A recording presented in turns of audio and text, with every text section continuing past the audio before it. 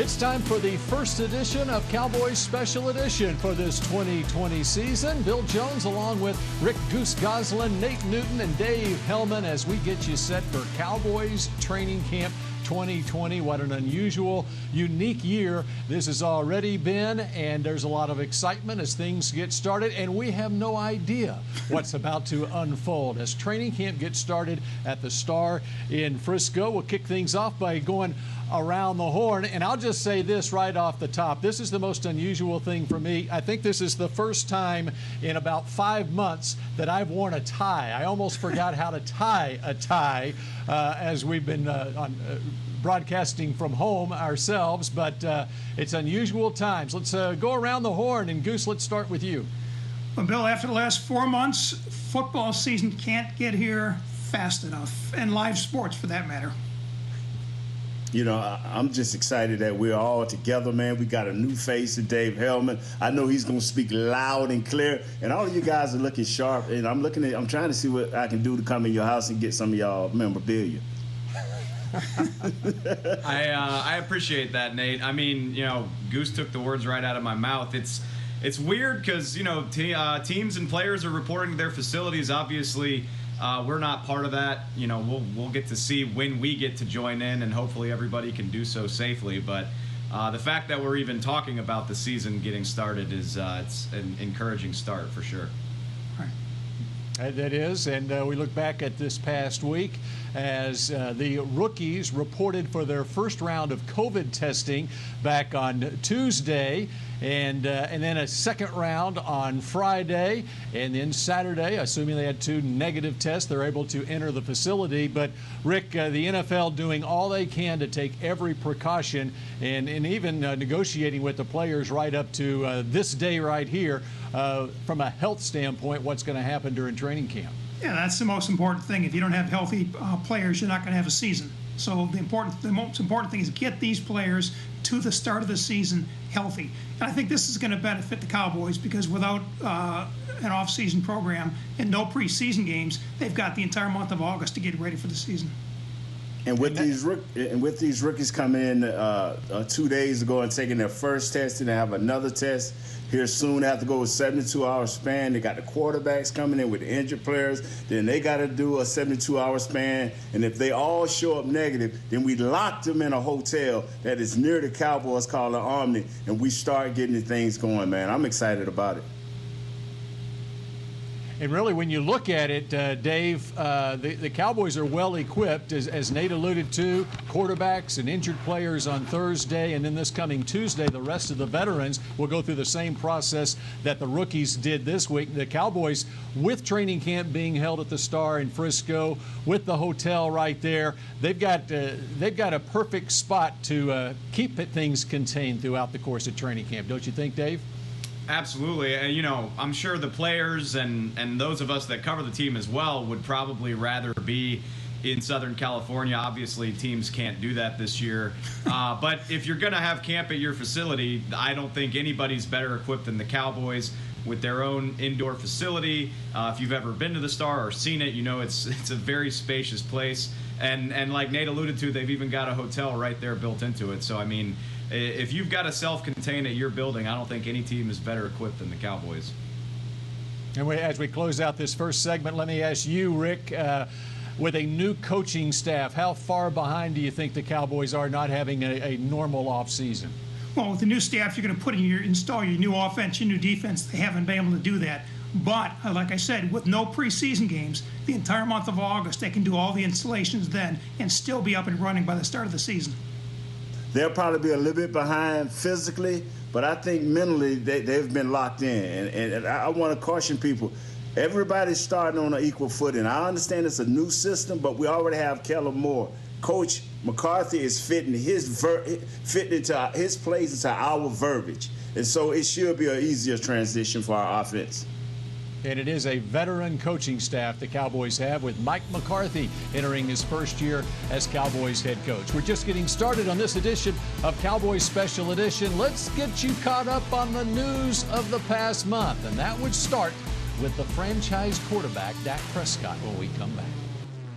Special Edition, presented by AT&T, is brought to you by Ford.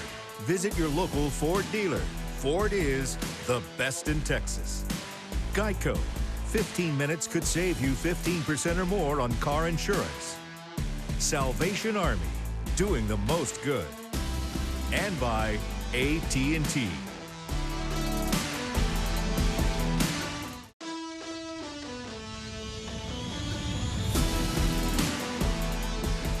This segment is brought to you by the Texas Lottery. Play the new Sevens scratch tickets from the Texas Lottery with top prizes up to $977,000. There's a Sevens scratch ticket for everyone. So play today. Welcome back to Cowboys Special Edition, brought to you by AT&T. Bill Jones along with Rick Goslin, Nate Newton, and David Hellman as we are getting you set for Cowboys Training Camp 2020. The first show of this new season and the big news of the past couple of weeks as the franchise tag deadline approached, and it went with Dak Prescott not getting a new long-term contract with the Cowboys. Let's go around the horn and talk our franchise quarterback here in Dallas. And Rick, how surprised were you that a deal was not done by July 15th? You know, Jerry Jones never loses a player he wants to keep. And I do think whether it's next year or 2 years down the road, Dak Prescott's going to be the quarterback of this team. And I don't think Dak has a problem with it. Here's a guy who's bet on himself his entire life as a football player. He bet on himself last year, and he's going to bet on himself this year, and I think he likes his chances. I think that I didn't like it. Last year when they didn't get it done in training camp, I knew that Dak would be tagged, and I knew it would go to this point. It has never fared well in history when a quarterback is tagged. I hope that Mr. Jones and his group and Dak and his group can get together immediately after this season and get a long-term deal done. I know it was 4 years versus 5 and 6, but hopefully we can get this out of the way because the Cowboys look to have a great season and both can benefit. You know, as soon as, it was kind of unusual, Dak signed his tag 2 weeks before he had to, which when there's still a negotiation going on, you don't always see that. So it was pretty obvious ahead of time that Dak was comfortable betting on himself, like Rick alluded to. And, with the weapons that he has on this offense, I think one way or another he's going to set himself up for an even better payday. You know, Rick, in a perfect world, you'd like to have your quarterback signed long-term as far as the salary cap is concerned. But I think you give credit to the Cowboys for working the cap this year, knowing that they did not have that contract done yet, and the possibility existed he would be playing on that $31.4 million cap figure, right? Yeah, they've done a great job. Everybody was signed except Dak, and Dak was the biggest piece of the puzzle. He was going to take the longest time to negotiate, and I think they've now got a year. And I think Dak would really benefit if Dak can take them to the NFC title game and the Super Bowl, like Patrick Mahomes did last year. He could be looking at a Patrick Mahomes-type contract. And let me ask Nate and Dave this, the confidence level that Dak Prescott has. You know, you go back to last training camp, and Jerry Jones was quoted as saying that he thought they were close on a long-term contract at that point. Of course, they didn't get it done. I think it says a lot about Dak Prescott and his confidence as a quarterback and player in this league that he, as Rick said, he bet on himself last season that he would have a big season, had the best year statistically passing the football that he's had in his career. It says a lot about the confidence that he plays with. Oh, yeah, he plays because he's never been shaken. Even through the bad times in Atlanta, the receivers by committee, this guy showed confidence. He's led his team. And I think, like Hellman said, he's setting himself up for a great payday because they have built this team for him to succeed. If you think about it, Dak turned down a deal last year to play on a $2 million salary. He was comfortable doing that. So playing on a $31 million salary is probably not going to bother him at all. And on top of that, I think if there's one thing I've learned about Dak over the last few years, he loves to play with a chip on his shoulder. And, I'm not saying you should feel sorry for him. The guy made $31 million, but I think the fact that he couldn't get a deal done is going to fuel his fire even more. So I expect him to come out and play really great this year. And he's got something else to shoot for now. Patrick Mahomes signed a contract extension for $500 million. And if Dak Prescott earns a contract like that, I think everybody involved will be very happy, because that means the Cowboys will have won a Super Bowl. Exactly. All right, we continue here on Cowboys Special Edition. Let's dig into this 2020 draft class and take a look at that second-round draft pick, Trayvon Diggs, when we come back. This segment was brought to you by the Texas Lottery. Play the new Sevens scratch tickets from the Texas Lottery. With top prizes up to $977,000. There's a Sevens scratch ticket for everyone. So play today.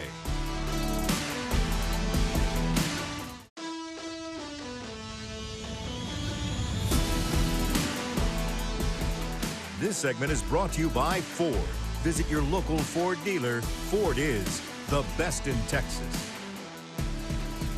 Cowboy Special Edition presented by AT&T continues now, and it's time for our player profile brought to you by Nationwide. Kyle Yeomans takes an up-close look at second-round draft pick Trayvon Diggs. Thanks so much, Bill. Of course, it did surprise draft experts whenever Trayvon Diggs fell to the Dallas Cowboys at pick number 51 in this year's draft. However, Diggs has a lot of pressure on him as a cornerback out of Alabama who had a breakout senior season. He'll look to continue a lot of that college momentum as he enters the pros. With the 51st pick in the 2020 NFL Draft, the Dallas Cowboys select Trayvon Diggs, defensive back, Alabama. Duke at midfield trying to hang around. Harris loads up and throws, and it's intercepted. Trayvon Diggs.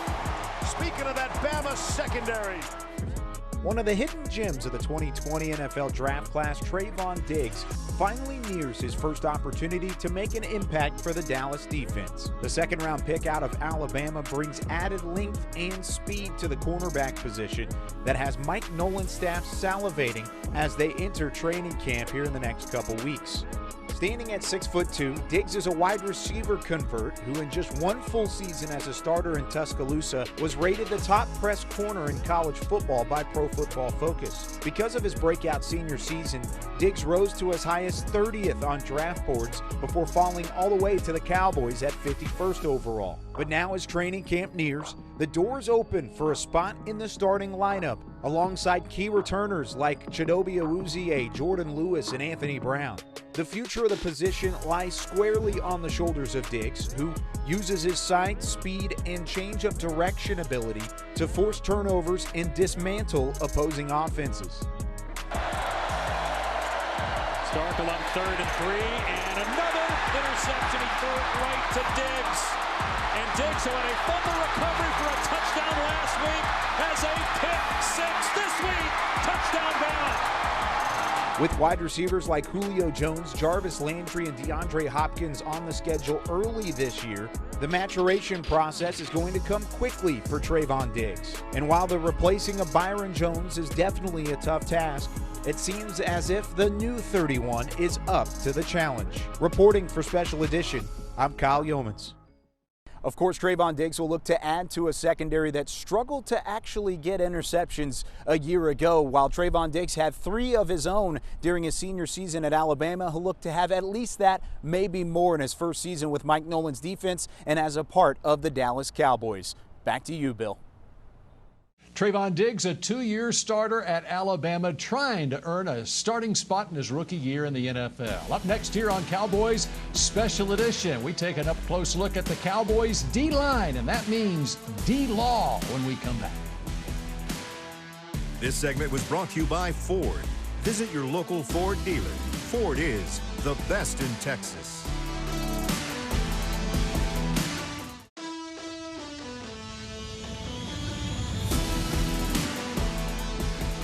This segment is brought to you by AT&T. AT&T's Cowboys Special Edition continues now, and it's time for a position breakdown brought to you by Auto Nation. We're taking a look at that defensive line of new coach Jim Tomsula. And Rick Goslin, let's start with the defensive ends. Of course, you got DeMarcus Lawrence on one side, and you've got a bevy of other players, including Tyrone Crawford back and Aldon Smith bidding for a playing time on the other side. How do you look at that defensive end position for the Cowboys? Well, first off, I think DeMarcus Lawrence has to become a 14 to 16 sack pass rusher this year. We can't have another, Cowboys can't have another 5-sack season. The Cowboys did 39 sacks last year. 22 of them are gone off the roster. So Lawrence has to have a D. Lawrence type season, and the other end is going to be key. They got to get somebody who's going to have between 8 and 12 sacks on the other end. I think the best chance of that is Aldon Smith, but he hasn't played in 4 years and hasn't been a dominant pass rusher in the last 7 years. He's the key. You know, Tyrone Crawford has come back and be a one-dimensional player, a run-stopping type guy, and give all the reps to Aldon Smith to try to get his legs back up under him so he can make an impact of maybe 5 or 6 sacks this year. And Bradley Arnay, the kid out of Utah, I want to see what he can do. You know, with the exception of maybe Dak Prescott, I think Aldon Smith is the most interesting player on this roster. You know, he's a guy that was capable of 20 sacks in a season at one point in his career. It's been a while. He looks like he's certainly in great shape and ready to go, though. So maybe he's not going to reach that level that he was at, 7-8 years ago. But if he can even get close, it could be huge for this team. And of course, the Cowboys trying to replace Robert Quinn, who's now a Chicago Bear. Inside at defensive tackle, Goose, a couple of veteran former Pro Bowlers, Dontari Poe and Gerald McCoy. Yeah, I love the bulk. 650 pounds in the middle of that defense. That should help the run defense. Dontari Poe, baby. Gerald McCoy. I'm waiting to break on my biscuit with my boy Dontari Poe. Let's go. I love the bulk, but maybe even more than that, I love having a 3 technique who can reliably get to the quarterback. Gerald McCoy's had at least 6 sacks a season for the better part of a decade. If he can keep that going, help DeMarcus, help Aldon Smith, could be a big boon for this Dallas pass rush. Yep, and I think he's going to add something in that locker room, too, a veteran presence, and he does things the right way. All right, we continue here on Special Edition. We are going to be able to watch training camp, we are told, at some point. So who do we have our eye on in training camp when we come back? This segment was brought to you by AT&T.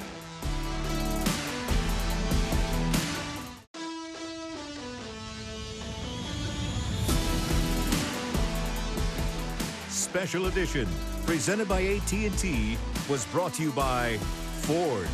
Visit your local Ford dealer. Ford is the best in Texas. Miller Lite, the only beer of the Dallas Cowboys. AT&T. And by NFL Game Pass. You'll never miss a game again. Enjoy full access to coaches' film and game replays from Week 1 to the Super Bowl. Subscribe at DallasCowboys.com/Game Pass. Last couple of minutes here of Cowboys Special Edition brought to you by AT&T, the inaugural edition for 2020. And we're going around the horn here. Who do we have our eye on in training camp? Well, I'll start with the first-round draft pick, C.D. Lamb, who is signed, sealed, and ready to deliver with his $14 million guaranteed contract as a first-round draft pick. He's going to add a lot to this Cowboys offense. Rick, who do you got? Bradley and I, 6th-round draft pick. This is the best pass rusher in the Pac-12 last year. The question is, does he have the size and the speed to do it on Sundays? The Cowboys need him to have an impact. I've been waiting on this guy for 2 years now. His name is Blake Jarwin. Stephen Jones talked about him a lot 3 years ago. I want to see him explode on the scene this year. You know, we talked earlier in the show about whether, it's a prove-it year for Dak Prescott. Well, how about Chidobe Awuzie? 3-year starter at cornerback. A lot of people are down on this Cowboys secondary, and for good reason. They lost Byron Jones. They don't necessarily have somebody ready to step up. But Byron was in a similar situation at one point in his career, turned in a Pro Bowl season, and now he's an $80 million cornerback in Miami. Cheeto's in a contract year as well. If he starts and plays well, he could have a big payday in his future. If he doesn't, he's going to have to prove it all over again next year. So it's a really big year for him. Yeah, it's going to be one of the best position battles of this training camp in that Cowboys secondary. And we'll be here to bring you all along the way here on Cowboys Special Edition, brought to you by AT&T.